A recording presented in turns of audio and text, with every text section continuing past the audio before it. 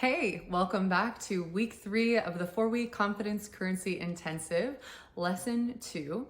I hope you are enjoying all of the planning and preparation that is going into this week. If you're like me, you love it. If you're not like me, then let the self-discipline begin.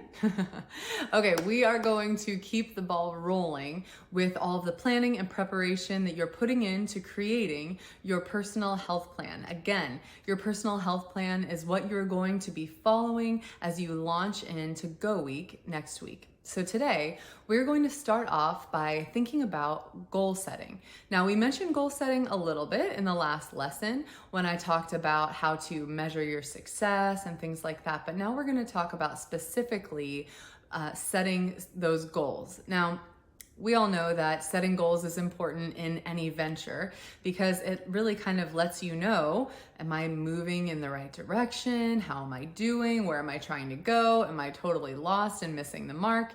Same thing here. Setting goals is important. Now for me, whenever I started out, in my early 20s of needing to lose a bunch of weight, I knew it was going to take me a long time. And so I knew that if I just started out by saying, I know I need to lose like 200 pounds. Well, yeah, that's a good goal, but it's going to take me a long time and I'm probably going to get pretty tired out because I'm going to feel like this goal is so far off. So maybe if you find yourself saying like, man, I've got like 50 or 60 pounds to lose or more, don't let that be your only goal because it's going to take a while and you're probably going to get tired and you're really going to need some confidence currency in the meantime to keep you going. And how you do that is by seeing that you are achieving goals that are smaller on your way to doing that. So in your personal health plan, in your coursework, you're going to find the best thing to do is what I've laid out for you is to create monthly goals. A month is just like the perfect amount of time to really see, are you making progress? Because maybe you have a rough few days. If it was just a week, a week can get out of hand and like just totally go by like that quickly. But a month is really a good amount of time to say, did I really make any headway here? And so you're going to create monthly goals. Now, here's what I would suggest when it comes to setting goals. First, don't set more than 3 to 5 goals per month. If you have, 10 goals that you're going after, that's overwhelming and you're going to find yourself just chasing so many different things that you're never really going to get anywhere with any of them. So setting 3, max 5 goals per month is really what I would suggest. I would also suggest not setting weight loss specific goals. Now, believe me, I am still tempted to do this sometimes of like, okay, all right, well, if I lose 1.5 pounds per week, then by the end of the month, I should have lost. Don't do it. Don't do it. Okay? Don't set weight loss specific goals because you really can't control whether you reach them or not. Like I said in the last lesson, you can be 100% on top of your game and maybe not lose as much weight as you think you should have. And that's not because you'll never lose weight, but it's because there are so many things that are factors that contribute to what the scale reflects on any given day. If you're a woman, are you menstruating, right? That affects what the scale says. What else can affect what the scale says? The amount of sodium that you've been intaking. What else can affect what the scale says? If you have been eating a certain amount of protein, if you're gaining muscle mass, there are so many things. And how weight loss works and how the scale works is that your weight loss will ebb and flow. We'll talk about this more next week when we talk about, maybe a perceived lack of progress that might make you feel frustrated next week. But essentially, your weight loss will like kind of plateau for a little bit and then all of a sudden, seemingly out of nowhere, but it's not out of nowhere, it will just drop. And it's not because you magically found something, the right thing to do that day. It's just kind of how our bodies work, is it will kind of hold on to something for a while and then it will drop and then it will hold there for a while and then it will drop. So you can't get discouraged on when you're in the holding pattern, when you're in the plateau, because you're not really in a plateau. You're actually still making progress. You're still getting there. The scale is just not reflecting it. I think setting weight loss goals of saying, okay, I want to lose 4 pounds this month. It's honestly the equivalent of saying my goal for this month is to not get sick. Well, Okay, that sounds like a great goal. And yeah, hopefully you don't get sick. And you can definitely take some precautions that will hopefully not make you get sick. But the reality is, you really can't control not getting sick, right? Unless you're taking some really drastic, unrealistic measures. And it's the same thing. You can say, I want to lose 8 pounds in this month. But the reality is, you can't actually control that. You can do some things that kind of help to influence that, but at the end of the day, you're probably just going to be frustrating yourself and disappointing yourself and pushing yourself in ways that are not sustainable and will eventually lead to burnout. Okay, I'm gonna get off the soapbox. So don't set weight loss goals.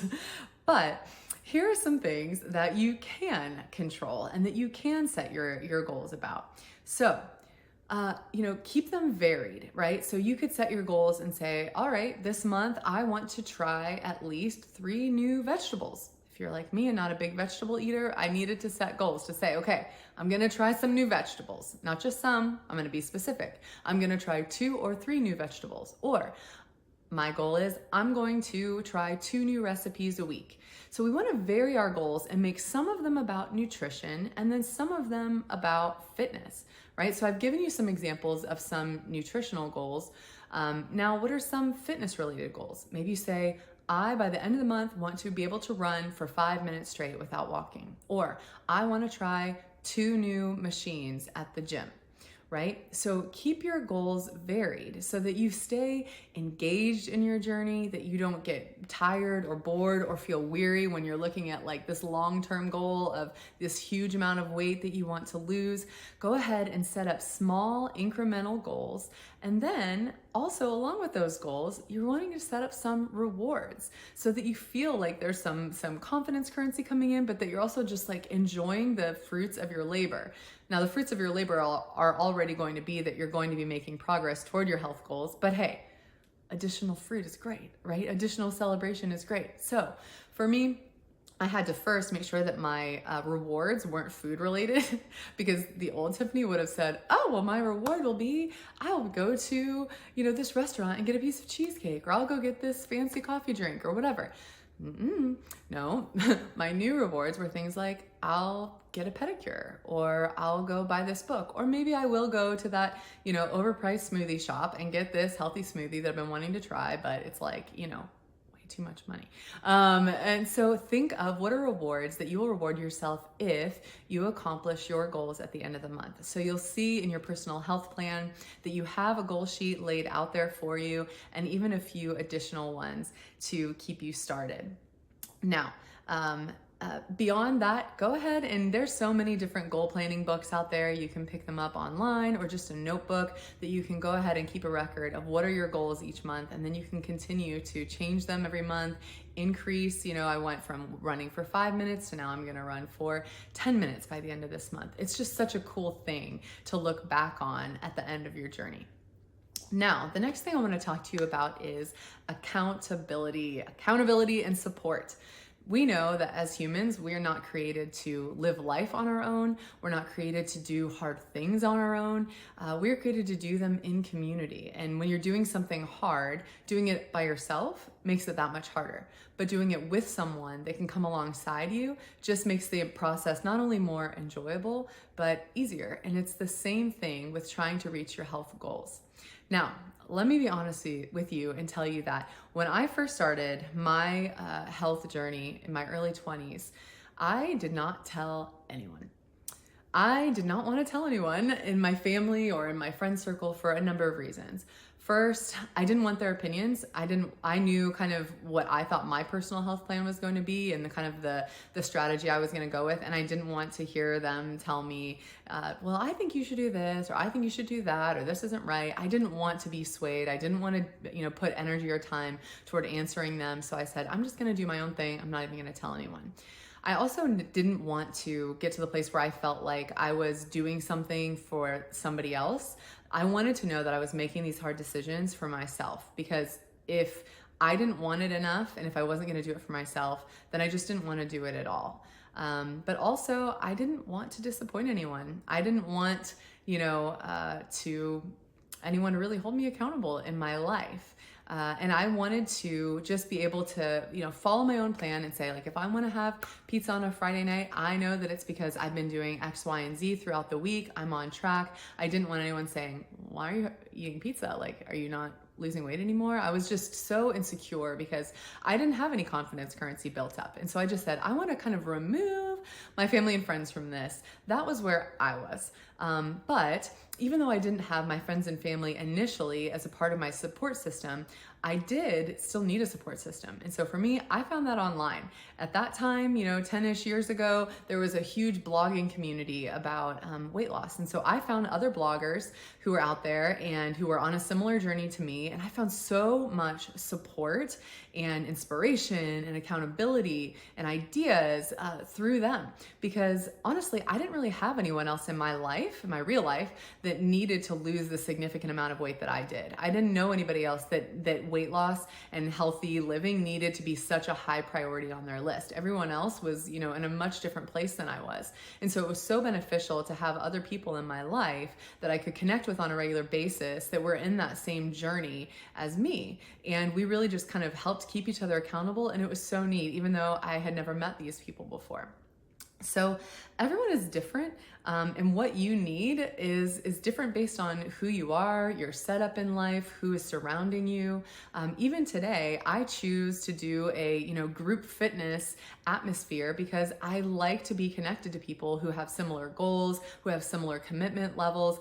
Honestly, I don't really need the accountability anymore. I'm at the place where this is just my life, and I'm not waning if I don't show up. But it is super helpful just to have other people on the same journey as I am, and they will reach out to me if I don't make it to a boot camp class, and then say, where are you? And that's just encouraging. It lets you know that you're not alone, even if you don't necessarily need the accountability. So before we move on, I just want to say this. It is no one's job to make the hard decisions that you're going to need to make on this journey. If you don't have a supportive spouse, if you don't have any friends around you who are on the same journey as you, it's still not an excuse. It is no one's job to make the hard decisions for you that you need to make. Yeah, they might not make it easier, but at the end of the day, this is your life.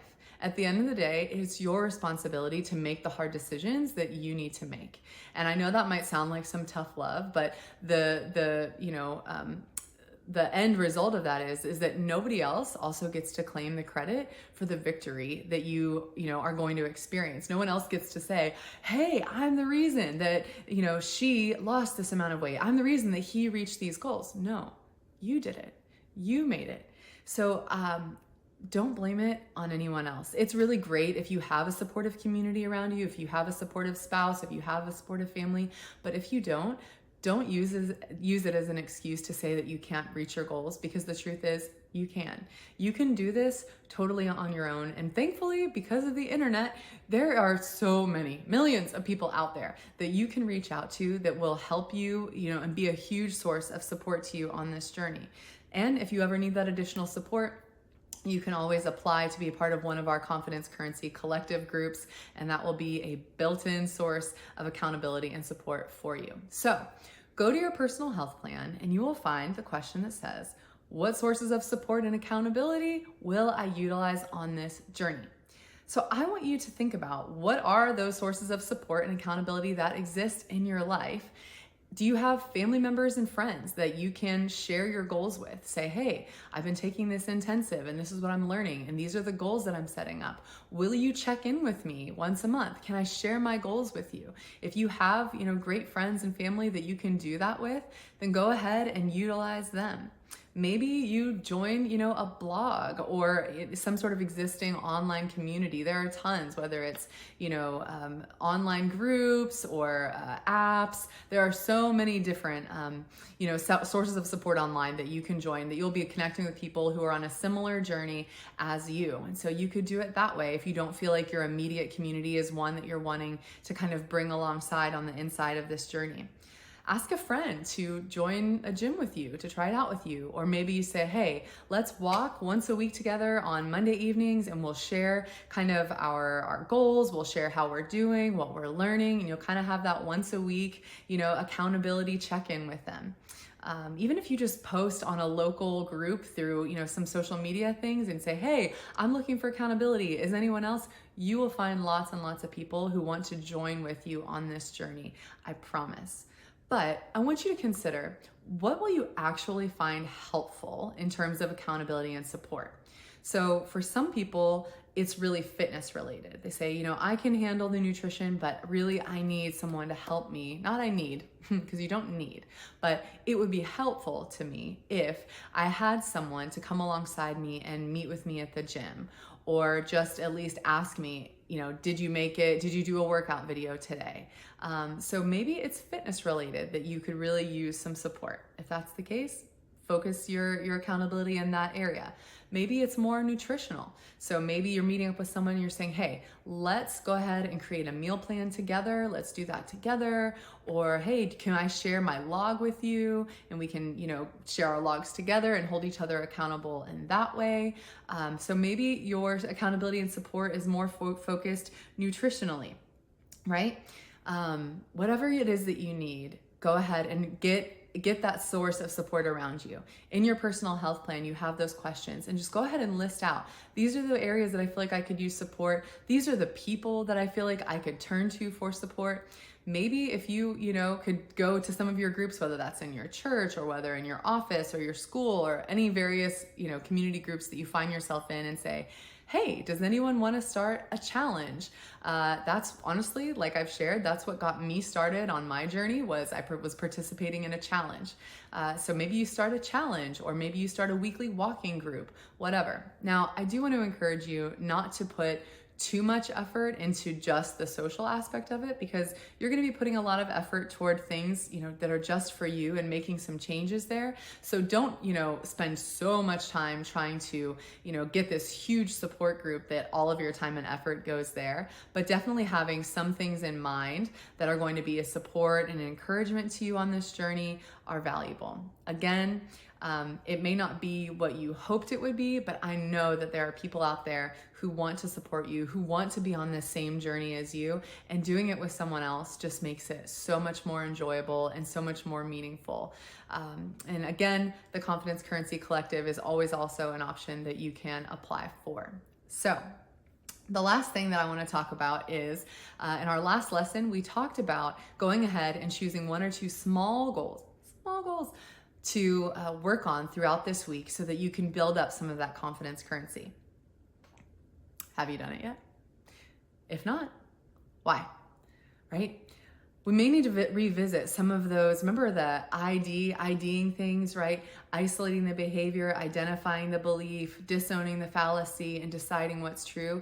If you haven't gotten started on those one or two goals, then I suggest that you ID. Why not?